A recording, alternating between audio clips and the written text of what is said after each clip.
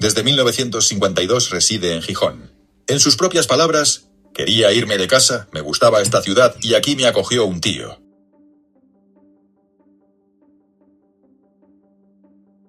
Tenía facilidad para el dibujo, lo que le permitió conseguir trabajo en la empresa Artes Gráficas.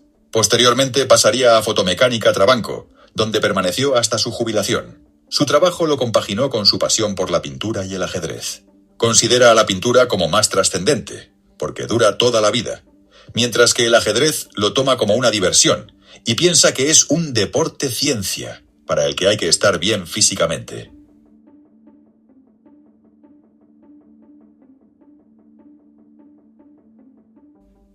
Me acerco en el conocimiento y participación del Ateneo Obrero de Gijón cuando, al comienzo de la década de los 80, un grupo de personas, entre las que se encontraba mi marido Daniel Palacio, decidieron implicarse en la recuperación de una institución, el Ateneo Casino Obrero, fundado en 1881, que con especial dedicación a la clase obrera, tenía entre sus socios también a notables intelectuales, educadores y profesionales. Incautados sus bienes y destruidas o clausuradas sus sedes, desaparece en el largo período de ostracismo de la dictadura franquista.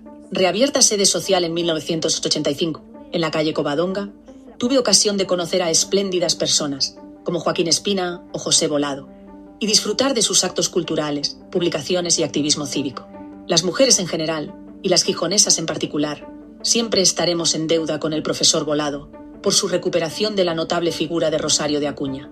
El Ateneo Obrero sigue ocupando hoy un espacio singular en nuestra villa, manteniendo su vocación cultural, abierta, comprometida con la memoria y el pensamiento crítico. Por todo ello, sus socios y socias nos sentimos muy honrados de formar parte de su conjunto social. Hombres importantes y mujeres importantes en la historia del Ateneo fueron muchos y muchas, por suerte, y siguen siendo. Aparte de su fundador en Gijón, tengo que decir nombres como Daniel Palacio, que fue de la mano de quien entré yo en el Ateneo, y personajes para mí con un reconocimiento y para los que guardo una memoria por su ausencia y una memoria también por su presencia, como Chema Castillo, como Boni, como Ignacio, recientemente fallecido, como José Volado. Entre las mujeres tenemos que destacar, entre otras muchas maravillosas, que contribuyeron a fomentar el movimiento feminista en Asturias, a Emi, la excompañera de José Volado, y otras maravillosas mujeres que contribuyeron con su presencia a promover la cultura y a promover la educación popular. Característica del Ateneo es la solidaridad, el acuerdo con otras instituciones con fines parecidos a los suyos para luchar por ese objetivo tan maravilloso en favor de todas y de todos. Y no quería terminar sin decir que la obra del Ateneo pasó por muchas manos, la presidencia, pero quiero destacar el último y presente, Luis Pascual, que se fatiga con esa tranquilidad tan suya por mantener vivo y acrecentar el valor y la fuerza del Ateneo, junto con un grupo de voluntarios que siempre me admiró, que cada día que ibas dentro del horario previsto al Ateneo, había allí compañeros y compañeras haciendo guarda y prestando toda la ayuda que necesitásemos para desarrollar las funciones que hicieron. Por eso estoy orgulloso de pertenecer a esta institución y hago votos, porque durante muchos años, ¿no? Muchísimos años más, será un pilar y de lo más importante, para el favor de la cultura y de la educación de todas las asturianas, de todos los asturianos. Soy socio del Ateneo, no recuerdo exactamente la fecha. Es un poco tardía en función de ciertos problemas que hubo en la cultura gijonesa, de donde procedía Daniel Palacios cuando inició la operación en Ateneo, que por un sector se vio con malos ojos. No se entendió lo bueno de la idea de Daniel. Transcurrido ese lapsus, me hice socio del Ateneo Obrero, no recuerdo desde cuándo. Yo, como socio de la Cultural Gijonesa, directivo incluso, presidente de la misma, siempre tuve buena relación y siempre me sentí orgulloso de pertenecer a ambas sociedades y colaborar en la medida de lo posible con ambas. Creo que es absolutamente necesario la existencia de estos clubs jacobinos, más en estos tiempos que corren, que no sabemos dónde llegarán. Suelo asistir a muchas de las actividades del Ateneo, a menos de las que me gustaría. Sí, por ejemplo, fui asiduo a las excursiones, cosa que también organiza Balbi. Espero que el Ateneo llegue a bicentenario. Y a pesar de que hay algo que me preocupa, que es que no veo gente joven capaz de tomar la alternativa. Espero que sí se vaya subsanando este problema y que surjan nuevas generaciones con inquietudes para mantener la antorcha de este tipo de sociedades. El Ateneo Obrero de Gijón, en la época que comenzó, yo desde luego fue de las cosas a las que me apunté y desde el principio me vi como una cosa mía o a la que yo debiera participar y continuar.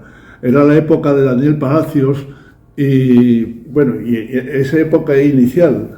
Y hombre, y el Ateneo Obrero era recuperar, hablando de memoria histórica, pues era quizás no había ninguna otra cosa, ni hay en Gijón, con ese talante histórico, ¿no? Del Ateneo Obrero ya, o sea, y eso yo creo que fue lo que más me motivó, es decir, la cosa histórica del Ateneo y luego también las personas que se movían en él, que empezamos a movernos, que empezaron a moverse y a las que yo participé un poco, pues, y es la razón por la que estuve y sigo estando en el Ateneo. El local que había, la verdad es que era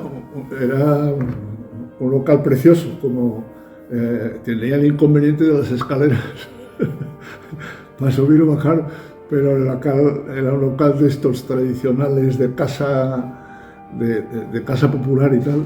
El local, vamos. Y luego el Ateneo Obrero siempre nos sirvió a los que, además de estar en el Ateneo, participábamos en actividades, por ejemplo, en el tema, yo recuerdo de al menos dos tipos de actividades, ¿no?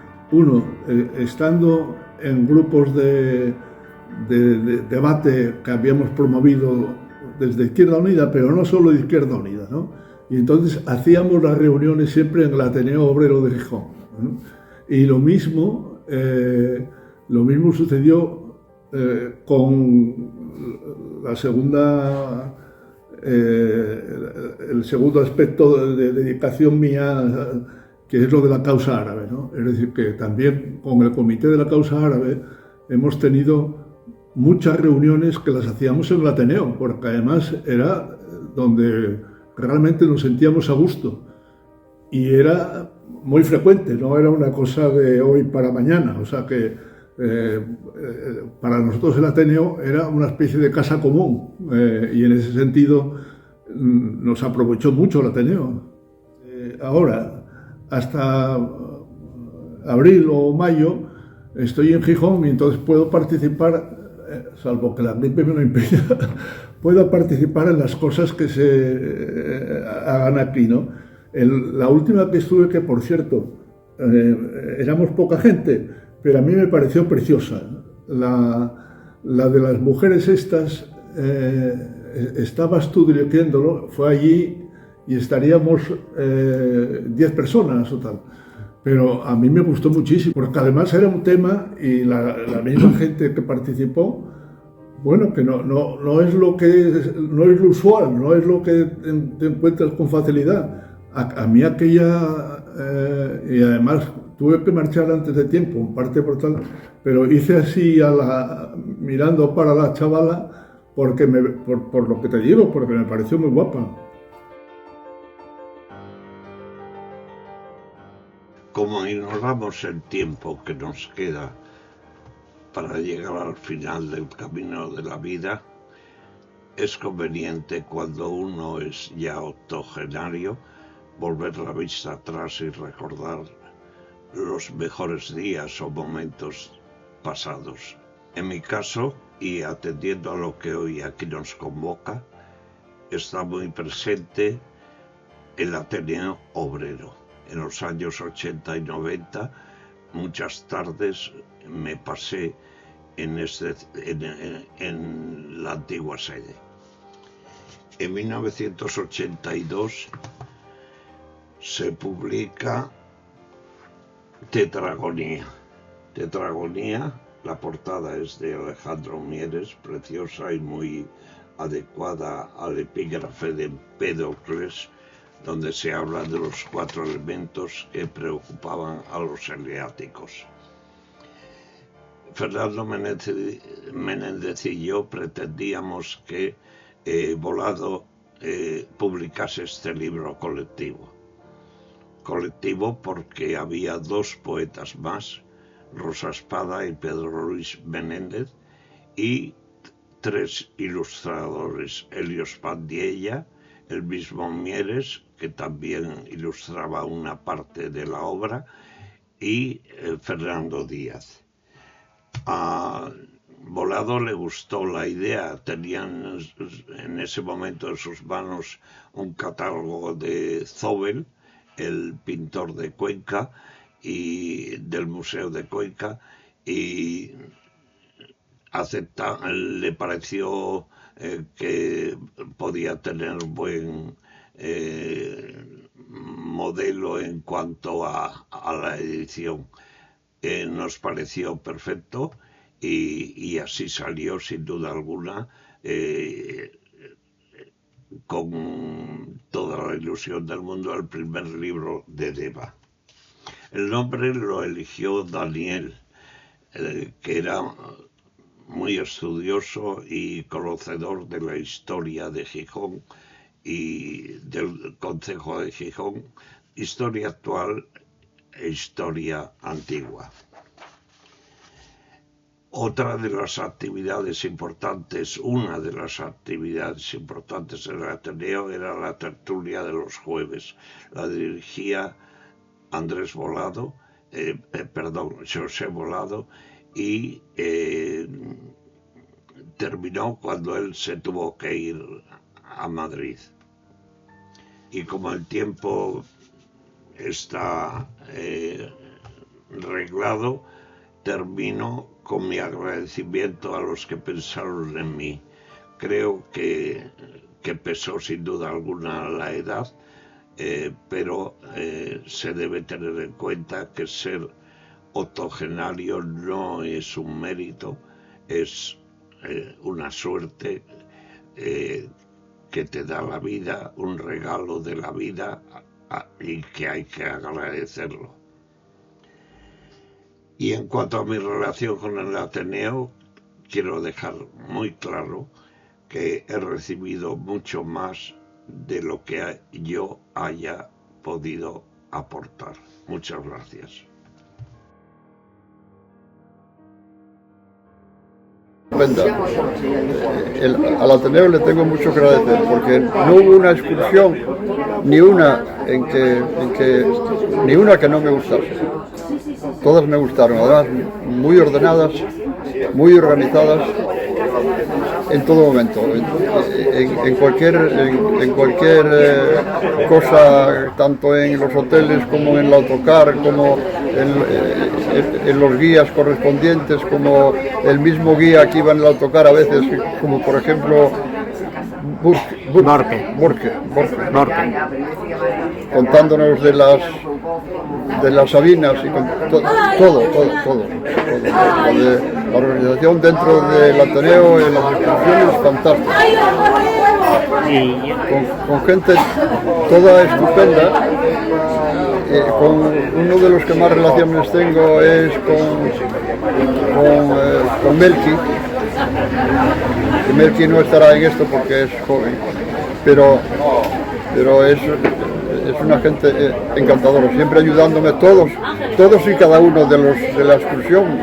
Cuando se habla de excursiones, todos me atendían de maravilla. Yo dije quién era, que no era nadie, que no tenía estudios primarios, porque me vi allí metido entre profesores, eran todos profesores, maestros y tal. Y yo dije, ¿quién soy yo aquí? Y entonces lo dije sencillamente, no ando con tonterías, no ando con mentiras, porque esas mentiras siempre salen a flote enseguida. Y todo el mundo se portó conmigo de maravilla, todo el mundo me ayudó mucho. Cada pregunta que hacía se desvivían contestándome, haciéndomela entender enseguida. Hubiera quedado viudo y fue cuando empecé con el Ateneo. ¿Tiene más tiempo? Muy bien. Lo pasé muy bien siempre en el Ateneo. Estando trabajando en Astilleros del Cantábrico por los años 64-65, había un señor de Taramundi que estaba apuntado en el Ateneo, que precisamente era el hijo del que hacía las navajas Castelao, apellidaba Castelao, Ceferino Castelao, estuvo en el Ateneo apuntado. Y ese, en Astilleros del Cantábrico, ya me habló del Ateneo. Y yo creo que era del Ateneo de Gijón, no de la Calzada. Aunque él vivía por ahí, por Natahoyo, por ahí. Pero él debió de estar en el Ateneo de Gijón. Y ya me hablaba muy bien del Ateneo. Era un hombre que le gustaba la cultura. No, yo nada más eso, dar las gracias a todos y cada uno de los compañeros que me ayudaron siempre en las excursiones y en todos los sitios, que siempre fueron muy atentos conmigo, todos.